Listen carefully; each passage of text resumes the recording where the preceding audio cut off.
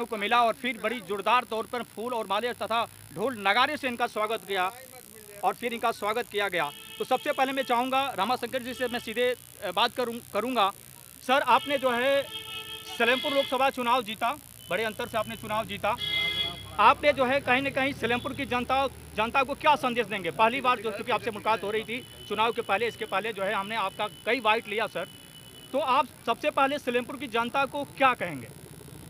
सबसे पहले मैं सलेमपुर लोकसभा के प्रत्येक नागरिकों को बहुत बहुत धन्यवाद देता हूं। जैसा कि आप जानते हैं कि सदन से आने के बाद मैंने श्रद्धेय मतदाता धन्यवाद यात्रा कार्यक्रम निकाले हुए हैं जी, उसी के क्रम में आज मैं चेरो चौराहे पर हूं।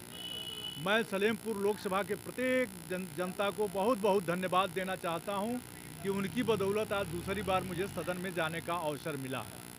जहां तक क्षेत्र की समस्याओं का सवाल है जी, तो अभी जो मैंने 25 दिन में अनुभव किया है कि हमारे लोकसभा के सभी थानों पर जी, ब्लॉकों में, तहसीलों में भयंकर भ्रष्टाचार है जी, और उस भ्रष्टाचार के नाते पीड़ितों को न्याय नहीं मिल रहा है। केवल अधिकारियों द्वारा उन्हें घुमाया जा रहा है जी, और पहुंच के प्रभाव में गरीबों के साथ अन्याय हो रहा है।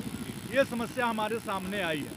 दूसरे जहां पर 100 केवी ट्रांसफार्मर की ज़रूरत थी, सरकार वहां 62 केवी का लगा के बैठी है। जहां 62 केवी की ज़रूरत थी वहां 25 केवी की लगा के बैठी है। जहां 25 केवी की ज़रूरत थी वहां 10 केवी का लगा के बैठी है। परिणामतः एक ट्रांसफार्मर इस गर्मी के महीने में 3-3, 4-4 बार जल रहे हैं। उसमें भ्रष्टाचार हो रहा है बनवाने के नाम पर।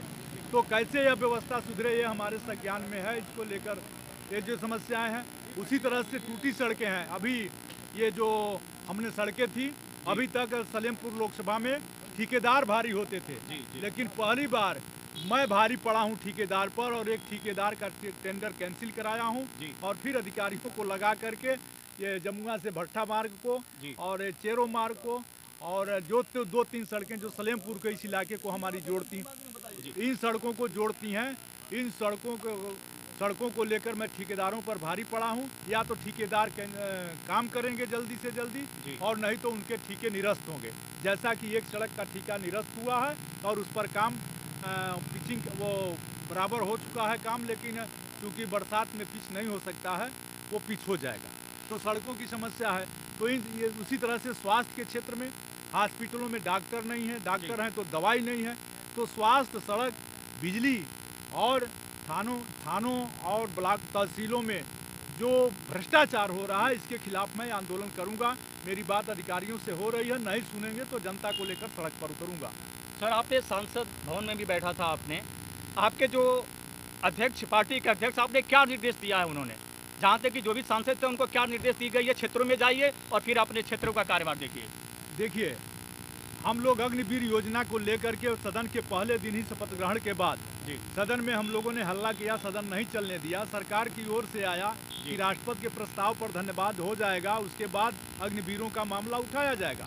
लेकिन अचानक 3 तारीख को सदन स्थगित कर दी गई और अग्निवीरों का मामला नहीं उठ पाया। लेकिन अगली सदन जो 23 तारीख से चलने जा रही है उसमें ये मामले उठेंगे। सरकार संविधान के साथ खिलवाड़ कर रही है, गैर संवैधानिक काम करने में माहिर है। अभी आप ये देख लीजिए कि अभी तक डिप्टी स्पीकर हमेशा से विपक्ष का होता रहा है, लेकिन डिप्टी स्पीकर बनाने में सरकार मौन है। उसी तरह से जो जनता की आवाज़ थी उसको उठाने में, लेकिन इतना मैं बता दूं आपको, इस बार हमेशा मजबूत सरकार बनती थी, लेकिन इस बार मजबूत सत्ता पर मजबूत विपक्ष है और जनता के हितों के खिलाफ वो कुछ नहीं कर पाएंगे। और देखते रहिए, ये सरकार चलने वाली नहीं, ये गिरने वाली सरकार है। जाहिर सी बात है कि सर, ये तो जो है आपकी दिल्ली के जो समाचार है, कहीं ना कहीं एक मजबूत विपक्ष मिला है, इसमें कोई दो राय नहीं है।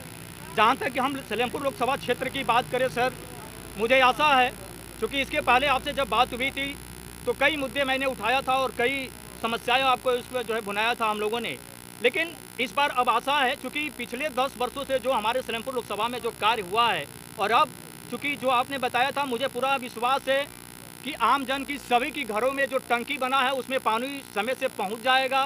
सड़कें जो खराब है, मुझे पूरा विश्वास है हम अपने चैनल मार्फत से ये जो है विश्वास करते हैं कि अब आम जन लोगों के घरों की टंकी में पानी पहुंचेगा और ये भी जो सड़कें दिखाई दे रही है सर, ये भी अब मरम्मत हो जाएगा। इस पर क्या देखिए, जल जीवन मिशन योजना के तहत जो टंकियां गांव में बनाई जा रही हैं, ये गुजराती ठेकेदारों के हवाले हैं। जी टोटी भी गुजरात से आ रही है। जी जी और टंकियों में पानी कौन पहुंचाए और टोटी कौन लगवाए, कागज़ में अभी गांव में टंकी अभी बनी नहीं, लेकिन जी। सरकार को रिपोर्ट चली गई कि सारी टंकियां बन गई जी, हैं। जी। और सरकार ने अभी कल परसों में ही एक अध्यादेश जारी किया है कि अब सभी लोगों से गांव में लोगों से जल कर लिया जाएगा। जी। इसका कड़ा विरोध हम लोग करेंगे।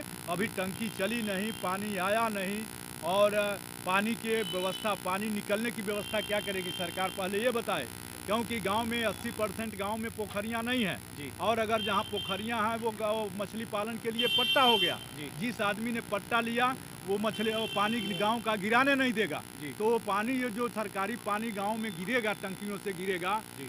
वो पानी कहाँ स्टोर होगा, इसका सरकार नहीं इंतजाम करेगी तो ये विवाद गांव उत्पन्न हो जाएगा। जी। और गांव नरक बन जाएंगे। जी। तो ये गुजराती ठेकेदारों के लाभ के लिए लाई गई योजना को हम लोग से जनता को राहत दिलाएंगे। सांसद